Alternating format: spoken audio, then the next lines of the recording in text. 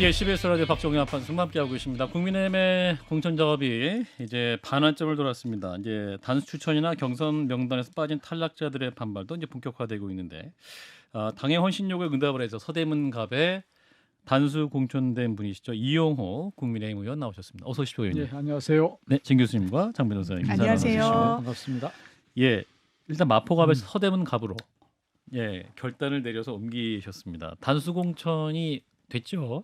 예, 그렇습니다. 예, 결과 보고 어떠셨어요? 그래도 뭐 최소한도의 체면 처리는 해주는구나.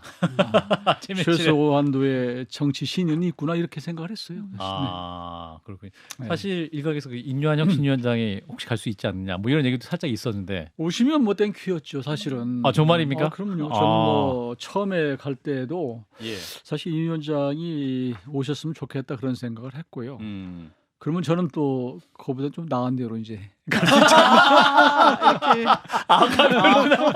그런 맥락에서 오시면은 이제 다른 곳에 배려를 받을 수 있을 걸 생각하셨던 거군요. 그렇지만 또 이제 아무래도 지역구를 이렇게 자꾸 여기저기 옮기는 것은 예, 예. 유권자에 대한 예의가 아니기 때문에 예. 뭐 속으로만 그렇게 생각했습니다. 예. 자, 서울 서대문갑. 그런데 지금 이제 더불어민주당 우상호 의원이 4선을 한 지역구이기 때문에 뭐랄까요, 국민의힘 입장에서는 그래도 굉장히 험지인 것은 분명한 사실이죠. 그렇습니다. 예. 지금까지 3연패를 한 적이기 때문에 예. 네. 그래서 당에서도 이제 의원님을 보내면서 여러 가지 생각이 있었을 것 같아요. 어떤 전략이 있었다 하고 공관위원장 말씀 들으셨어요?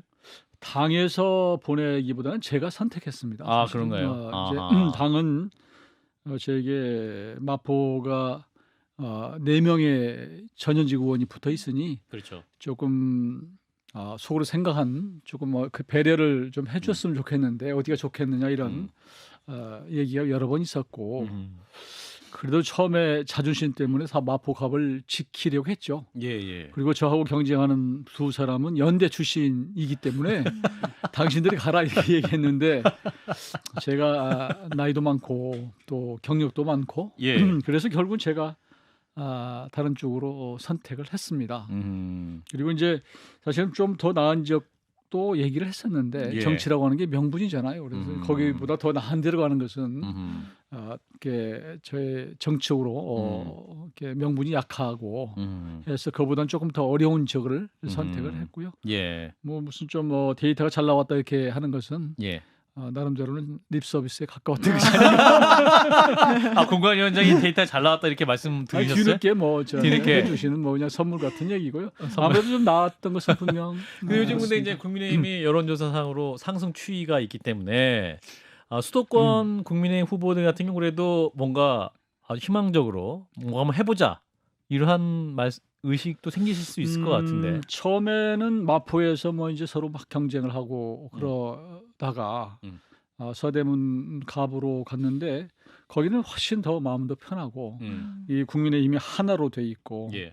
오히려 좀 그 경험이 있는 분이 이 서대문 발전을 위해서 온 것을 오히려 환영하는 분위기여서 아하. 저는 굉장히 지금 기분 좋게 하고 있습니다. 아하. 네. 예, 진 교수님. 지금 뭐 그 경기도까지는 몰라도 뭐 서울 같은 경우는 벌써 좀 조짐이 좀 많이 달라진 것 같거든요. 예, 예. 그 전까지만 해도 뭐 국힘이 가망이 없어 보였는데 최근에 지금 분위기라든지 이런 것을 보게 되면 딴 건 몰라도 서울에서는 정말 해볼 만한 것 같고 예, 예. 서대문 거기는 어떻습니까? 분위기가 많이 제가 간 지가 지금 한 보름 됐거든요. 예. 그 사이에도 눈에 띄게 좋아진 것 같고 그래요. 예, 우리 당의 한동훈 위원장을 비롯해서 우리 당이 공천 작업을 무난하게 잘 하고 있다 그런 평가도 있고요. 또 우리 이재명 우리는 좀 빼고요. 우리 이재명 대표께서 또 그런 공천 관련해서 여러 가지 민주당 상황을 그 봤을 때 이런 것들 때문에 우리가 또 상대적으로 많은 상승 추세에 있는 것이 피부로 좀 느껴지는 것 같아요. 이재명이 민주당 상황 때문에 그리고 그렇습니다. 국민의힘 네. 수도권이 힘을 얻고 있는 상황인 것 같다. 네, 우리 당이 또 잘하고 있고요. 상대적으로. 이제 여당 공천의 또 이번 공천의 핵심적인 특징 중 하나는 현역 의원들, 또 다선 의원들의 그 재배치가 특징으로 나타나고 있죠. 또 그것을 권유하는 당이나 그걸 또 받아들이는 다선 의원들이 좀 부드럽게 가는 듯한 느낌이 있습니다. 이 부분은 어떻게 봐야 될까요? 그 재배치 원조는 저죠 사실은. 그러네요. 제가 원조입니다. 예. 그런데 당의 분위기의 일정한 흐름이 생긴 것 같아요. 그러니까 뭔가 좀 헌신하고 또 중진으로서는 좀 뭔가 희생하고 이런 것들이 필요하다고 하는데 예. 암묵적으로 그런 분위기가 생겨서 몇몇 분들이 자발적으로 뭐 자의반 타의반이었을 거예요.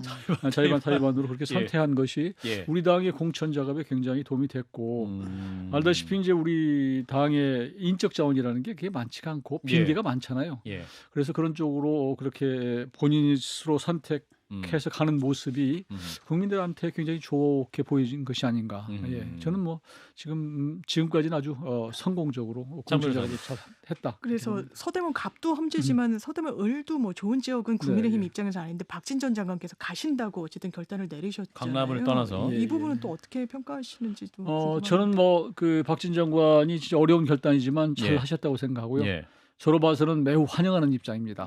같이 왜냐하면 이제 사실 서대문에서. 서대문 갑을이 한 세트거든요. 아. 근데 이제 서대문 이게 보면 서대문 갑보다 조금은 더 험지가 서대문 을입니다. 네. 또 넘어가면 은평이고 그래서 점점 험지로 가는데 아하. 거기서 자꾸 이렇게 외풍을 막아주는 그런 역할을 사실 해주는 것이고 또 서대문이 시내에 굉장히 가까운 데도 있음에도 불구하고 굉장히 낙후돼 있더라고요. 가보니까 주거도 그렇고 교통도 그렇고 예. 그래서 그 지역에서는 뭔가 좀 발전을 시킬 수 있는 그런 그 힘 있는 의원이 왔으면 좋겠다고 하는 그런 어떤 기대 같은 게 있어서 예.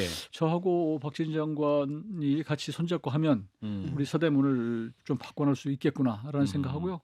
요즘에 좀 핫플레이스로 바뀌고 있습니다. 서대문. 예. 그 또 한 분이 그 관심을 끌었던 분이 이원모 전 비서관 아니겠습니까? 네네, 이분도 예. 뭐 재배치할 거다라는 얘기가 있던데 지금 어디로 글쎄 얘기가 그건 되고 있나요? 모르겠어요. 이제 본인이 이제 그건 그냥 재배치를 한다고 해서 일방적으로 너 가라가 아니라 본인이 그래도 뭐 좀 찾아서 가능성 있는 데를 지금 고민할 거예요. 그러니까 근데 알다시피 남은 데가 그렇게 많지가 않거든요. 그러니까 뭐 용인 얘기도 나오고 여러 군데 나오는 것인데 예. 지금 다시 강남을 멈출 수는 없는 것이니까. 예. 그런 의미에서 그래도 이제 좀 비어 있는 중에서 본인이 해볼 만한 지역이라고 선택하고 또 그렇게 과감하게 가는 모습이 유권자들한테는 조금 더 어필이 되지 않을까 싶습니다. 그렇군요. 지금 근데 서울 중성동을 지금 거물 세 분이 모여 있잖아요. 하태경 의원, 이해운 전 의원, 이영전 장관 세 분이 있는데 세 분이 모두 재배치 안 하고 그냥 계속 여기서 승부하겠다 해서 지금 한판 승부가 예정되어 있는데 좀 안타깝고 답답한 상황인데요. 예. 그분들도 어디 가도 또 다 이름 얘기하면 알만한 분들이기 때문에 인지도가 높은 예. 분들이죠. 또 세게 예. 붙으면서 더 알려졌기 때문에 좀 그분들도 좀 과감하게 요즘 분위기가 상승세 있으니까 예. 조금은 더 험지지만 가서 선택하는 것도 좋을 거라고 생각해요. 근데 이제 그 중에서 뭐 하태경 의원 같은 경우는 좀 마음이 좀 불편해 보이더라고요. 왜냐하면 예. 사실은 부산 해운대를 본인에 떠나서 수도권을 처음 올라왔는데 왔는데 본인에 대한 배려가 좀 너무 없지 않냐. 저도 같은 뭐 동병상련을 겪었기 때문에 저도 그 마음에 의원님은 하태경 의원에게 손을 좀 들어주셔야 한다는 생각을 좀 갖고 계시는 조금 거죠. 그런 데 대한 배려가 좀 있었어야 되는데 하는 생각도 들더라고요. 그러니까 부산을 떠나서 종로로 네. 갔다가 다시 또 이제 이곳으로 간 것인데 그러니까, 그 부분에 있어 당이 좀 배려할 필요가 있겠다. 아마 뭐 중성동을 갔을 때도 좀 그런저런 그 얘기가 있었던 것 같은데 하여튼 결과적으로는 지금 경선으로 좀 가지 않았습니까? 예. 그런 데 대해서 본인이 좀 불편한 마음이 그러니까 있는 하 의원 것 얘기는 같아요. 당 지도부가 얘기도 했었다라고 본인이 그렇게 밝히고 있지 저도 않습니까? 그렇게 들었습니다. 근데 또 이해운 전 의원이나 이영전 장관 역시 또 본인들로 얘기하는 사람이 있었다 이렇게 얘기하고 있으니까 사실 이게 각 지도부가 몇 명인가 혹은 또 여러 세력 간에 다툼이 있는 것인가 이렇게 그런 건 생각하는데 아닌 것 같고 당 지도부가 그럼 정리해줘야 되는 거 아닙니까? 글쎄 이제 그런데 이제 지금 말씀 주신 대로 좀 정리라고 하는 게 본인들이 그래도 정치를 해오신 분들이고 그렇죠. 또 뭐 장관도 하신 분이고 이런 분들이니까 본인이 이런 당의 상황을 고려해서 스스로 결단을 내려주는 것이 좋은데 그렇게 안 하면 뭐 선택을 안 하면 방법이 없는 거죠. 이제 국민의힘에 가장 어려운 킬러 문항 TK가 남아 있는데 현역 의원이 25명입니다. 그 중에 4명만 공천이 지금 확정됐다 가지고 대구 경북. 자, 텃밭 물갈이의 시간인데 고차 방정식 맞습니까, 의원님? 아니면 의외로 1차 방정식입니까? 뭐 조금 고민을 해야 될 것 같아요. 그러니까 이제 남은 지역이 아무래도 조금 고민할 수밖에 없는 지역이고 거기는 공천하면 되는 지역이잖아요. 뭐 국민의힘의 전통적인 지지가 그렇죠. 강한 곳이기 아무래도 때문에 거의 높기 때문에 여기서 이제 혁신성도 보여줘야 되고 공천에 또 어느 정도 뭐 물갈이나 이런 것들도 또 필요할 것이고 예. 그러면서도 반발을 줄여야 되고 또 또 알다시피 뭐 우리 지금 국회에서 안고 있는 여러 가지 뭐 쌍특검 그 무슨 이런 투표 이런 것도 고려해서 예. 해야 되기 때문에 좀 고민이 있는 그런 음. 상황인 것 같습니다. 예, 그렇군요.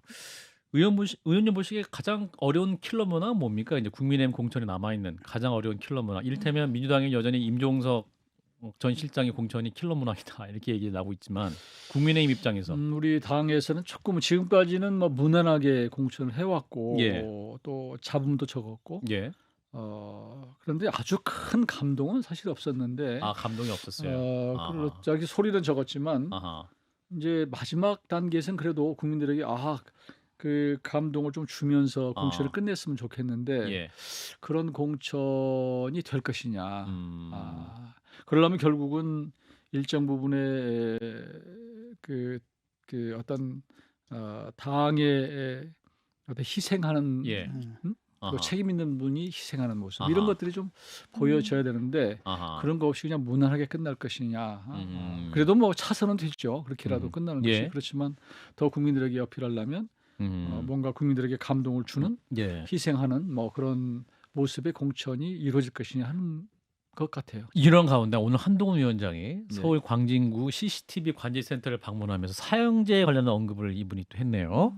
사형 집행이 국내에서 중단된 것과 관련해서 그 부분에 대해서는 정부와 정치권 책임 있는 사람들이 진지하고 과감한 논의를 해볼 때가 됐다고 생각한다. 이렇게 또 언급을 했기 때문에 이 부분이 또 이제 이 메시지는 전체적인 유권자를 향한 메시지도 될 수 있을 것 같아서 사형제 뭔가 좀 긍정적인 메시지를 낸 것이 아니냐. 원래 아마 한동훈 그 비대위원장이 법무부 장관 할 때도 예. 그 부분에 대해서 뭐 예를 들어서 뭐 좀 정비를 해라. 그렇죠. 좀 여러 가지 시설정비 언급이 있었죠. 뭐 그런 얘기도 있었잖아요. 예. 그래서 지금 우리 이 사회에서 워낙 그 강력 범죄 또 이런 것들이 있고 그런 거에 대해서 국민들이 많이 불안해하는 상황이기 때문에 예. 이런 얘기를 함으로 해서 국민들의 마음을 좀 움직이는 그런 측면은 있겠죠. 아하, 그렇군요. 좀 걱정이거든요. 우리가 이제 사실상 사형 폐지국인데 그 과거로 돌아가는 거지 않습니까? 그리고 사실 포퓰리즘인데 그런 거 가지고 사람 목숨 가지고 이렇게 장난치는 것이 폐지라기보다는 실제로 집행을 안 했을 뿐이죠. 예. 폐지 자체가 없어진 그러니까 것은 20년 아니고. 동안 10년 동안 또는 20년 동안 그게 집행이 안 되면 사실상 폐지국으로 보통 지되고 그다음에 한동훈 전 장관도 얘기했듯이 만약에 그럴 경우에 우리가 EU라든지 이런 나라들하고 외교 관계를 맺는데 지장도 생길 거고 근데 이런 이슈를 갖다가 선거용으로 팔아먹는 게 과연 온당한가 저런 이런 문제 제기를 하고 싶고 그러니까 역사적으로 큰 죄를 짓는 거라고 생각하거든요. 우리 사회가 왔던 이런 하나 개혁의 길들 이런 데서 완전히 후퇴시켜 버리고 선거용으로. 그래서 어떤 경우에도 우리가 이제 합의했던 거 20년 전부터 우리가 합의했던 건 뭐냐면은 사람의 목숨은 어떤 식으로도 뺏을 수가 없다라는 이런 사회적 합의를 세운 건데 그거를 좀 깨트리는 거 아니겠습니까? 우리 진 선생님 이제 생각이시고 국민들은 상당히 그 강력 범죄에 대해서 엄하게 사형제를 해야 된다고는 요구가 예. 한편은 있는 것이 사실이고요. 그런 측면에서 또 정치인으로서는 뭐 예. 제기할 수 있다고 생각하는 것이고 이 자체가 꼭 선거용이냐 이건 떠나서도 예. 우리 하도 사회가 불안하기 때문에 예. 그런 것들에 대한 그런 아하. 것들 메시지를 주므로 해서 강력 범죄자들에 대해서 어떤 좀 그 경각심을 주는 그런 효과는 있다고 생각하고요. 그건 뭐 더 이제 총선 끝나고 뭐 그런 제도적으로 바꾸려면 그건 뭐 이제 그 이후의 문제겠죠. 너무 확대해서는 않는 게 좋을 것 같습니다. 참 연장해서 그냥 하나만 여쭤본다면 예를 들면 정책도 너무 한동훈 비대위원장이 던지는 게 선명해요. 너무 즉각적으로 잘 들려. 아, 김포를 서울에 넣는다고 하는구나. 사형제 부활시키겠다고 하는구나. 그리고 민주당을 향한 메시지나 대국민 메시지도 굉장히 명료합니다. 네. 다만 이게 굉장히 날이 서 있고 조롱과 희롱을 좀 깔고 있고 특히 민주당을 향한 메시지는 그렇다고 민주당 지지자들은 느끼거든요. 예. 그러면 저희가 생각했을 때는 이게 중도 확장성에 과연 있는 지도자인가라는 생각은 많이 들어서 당내에서는 어떻게 평가하시는지가 좀 그래도 지금까지 끌어온 네. 그 비대위원장으로서 역할은 잘 한 것 같고 예. 그 결과는 이제 총선으로 나타난다고 보고요. 예. 우리 지금 여론 그 조사들을 보면 그래도 뭐 이재명 대표보다는 월등히 잘한다 이렇게 평가를 받고 있기 때문에 예. 하여튼 그 결과는 선거 결과로 나타나지 않을까 싶습니다. 그러니까 이제 뭐 사형제 관련해서도 이제 사형장을 정비하는 것 자체만으로도 안에서 깽판 치던 사람 태도가 달라진다. 뭐 이렇게 또 한동훈 비대위원장 이런 또 발언을 굉장히 선명하게 하고 아니, 있기 그러니까 때문에 본인이 입장을 분명히 밝혀야 될 것 같거든요. 찬성하는지 집행할 건지 안 할 예. 건지 논의하자가 아니라 분명히 예. 얘기를 해야 하면은 저도 입장이 좀 정해질 것 같거든요. 그분을 대하는 그 입장이. 근데 이런 식으로 애매모호하게 장난치는 거는 용서할 수가 없고. 그렇죠. 예. 뭐 장난이라는 표현은 좀 과한 것 알겠습니다. 같고요. 그러니까 아니, 그러니까 지금 입장을 우리가 분명히 처해 있는 밝히라는 예를 들어 거죠. 강력 범죄자들에 대해서 예. 또 이미 사형을 마지막 선고받은 사람들에 대해서 어떻게 예. 할 것이냐 이걸 가지고 국민들한테 우리가 좀 그래요. 줄일 수 있는 어떤 뭐 메시지라고 봐야 되겠죠. 알겠습니다. 그러니까 뭐 그러니까 사회가 불안하면은 불안하지 않게 만들어야 되지. 사용을 집행하는 것은 해결책이 아니라고 보거든요. 그것도 효과가 그러니까 있다고는 뭐 양론이 있으니까요. 아니, 효과가 있다는 연구는 거기 극히 드물고요. 효과가 없기 때문에 선진국에서 다 폐지한 거 아닙니까? 근데 우리 사회 같은 것도 사형제 폐지한 이후에 강력 범죄 발생 건수가 급격히 줄었고요. 예, 뭐 이용호 의원님이 그거 주장하시는 거 아니니까. 이 부분은 뭐 제가 예. 전문가가 아니기 때문에 알겠습니다. 이제 개혁신당 예로 넘어가 볼게요. 이제 합당 11일 만에 예. 이제 빅텐트가 좀 무너졌다 평가를 받고 있는데 오늘 기자회견할 때 이낙연 대표, 이준석 대표 입장을 잠깐 듣고 이어가겠습니다. 신당 통합 좌절로 여러분께 크나큰 실망을 드렸습니다. 부실한 통합 결정이 부끄러운 결말을 낳았습니다. 더구나 그들은 통합을 깨거나 저를 지우기로 일찍부터 기획했던 것으로 보입니다. 저희는 통합 합의 이전으로 돌아갈 수밖에 없게 됐습니다. 다시 새로운 미래로 돌아가겠습니다. 통합은 좌초했지만 저의 초심은 좌초하지 않고 오히려 굳건해졌습니다. 지난 2월 9일 제 정당의 통합을 선언한 지 열흘 만에 이낙연 대표께서 이끄시는 새로운 미래가 더 이상 함께하지 못한 것에 대해서 참담한 마음으로 국민들께 사과드립니다. 이제 일을 하겠습니다. 개혁신당은 양질의 정책과 분명한 메시지로 증명하겠습니다. 예, 자 이준석 대표와 이낙연 대표의 기자회견 장면이었습니다. 결국 함께하지 못하게 됐다라는 것인데 어떻게 바라보십니까, 의원님? 그러니까 처음부터 그게 통합이 안 되는 거예요. 그러니까 하면 안 되는 것인데 그 당시에 설 전이니까 갑자기 여론조사에서 제3세력 3당 예, 지지도가 떨어지니까 각자 아하. 놀래서 급해서. 그냥 했던 건데 지금 이제 아무래도 그렇게 급조해서 갑자기 이렇게 통합하고 나서의 후유증이고요. 지금이라도 저기 갈라지는 게 저는 옳다고 봅니다. 그래서 정당이라고 하는 것은 그런 본인의 이념이나 철학이나 이게 선명해야 되고 예, 지지 기반도 선명해야 되기 때문에 그걸로 심판을 받는 것이지 어정쩡하게 저렇게 해서 갈등하는 것은 국민들 보이기도 좋지 않다. 저는 그렇게 생각하고요. 잘 헤어졌다. 저는 그렇게 생각합니다. 네. 당사자들은 되게 좀 힘드실 수 있을 것 같은데. 그렇지만 뭐 아직도 뭐 시간이 남아 있고요. 예. 또 민주당이 제가 보기에는 지금 뭐 하위 10% 20% 뭐 이거 때문에 상당히 이탈이 있을 가능성이 있기 때문에 예, 그 이낙연 당은 그분들과 같이 할 가능성도 있다 이렇게 아하. 봅니다. 오히려 그러면 네. 이낙연 대표의 새로운 미래가 현재 민주당의 공천 과정에서 이탈해서 합류할 수 있는 의원들은 더 많아질 수도 있다 이렇게 저는 그렇게 전망하십니까? 보죠. 그게 없으면 저렇게 과감하게 흩어지기도 쉽지 않을 텐데 아하. 저는 그렇게 충분히 어떤 현역 의원들의 이탈을 좀 담을 수 있는 그런 계기가 됐다고 보고 저는 판단한 것이 아닌가 싶습니다. 그렇군요. 이준석 대표의 개혁신당은 어떻게 판단하십니까? 이낙연 대표는 떨어져 나갔습니다만. 이준석 신당 개혁신당은 어차피 그 의원 숫자로 어떤 이번 총선을 치르기보다는 예, 본인들의 확실한 지지 기반을 가지고 할 것이라고 보고요. 저는 지역에서 선거를 해서 지역구원을 내기는 어렵다고 봅니다. 쉽지 않다 이렇게 보고요. 예, 다만 일정 정도의 지지 기반이 있기 때문에 연동형 비례는 기대해 볼 수 있다 이렇게 봅니다. 자 민주당 상황 말씀하셨는데요. 이제 하위 10% 혹은 하위 20% 평가를 통보 받은 분들이 이제 반발이 있지 않았습니까? 어제는 이제 김영주 의원 국회부의장의 탈당 선언이 있었고 오늘은 박용진 의원, 윤영찬 의원 등의 또 반발 혹은 기자회견이 있었는데 이 부분은 어떻게 보십니까? 추가적으로 탈당 이어질 수 있다 말씀하셨습니다만 그래도 이제 박용진 의원이나 윤영찬 의원은 남아서 이게 해보겠다 이렇게 말씀들을 하고 있는데 남아서 할 공간이 있을까요? 정치라고 하는 게 정당이라고 하는 게 예, 재심을 요청해서 받아들여진 경우가 거의 없어요. 아하, 이미 그러네. 눈밖에 났고 예, 이미 끝난 거예요. 눈밖에 난 게 아니라 시스템에 의한 공천 결과다. 시스템이라고 그러지만 그건 제가 박주민 보기에는 원내 수석 부대표 같은 경우는 객관적인 평가의 결과다. 다만 예우를 해서 이제 말씀드릴 필요는 있겠다. 이렇게 말씀을 하던데.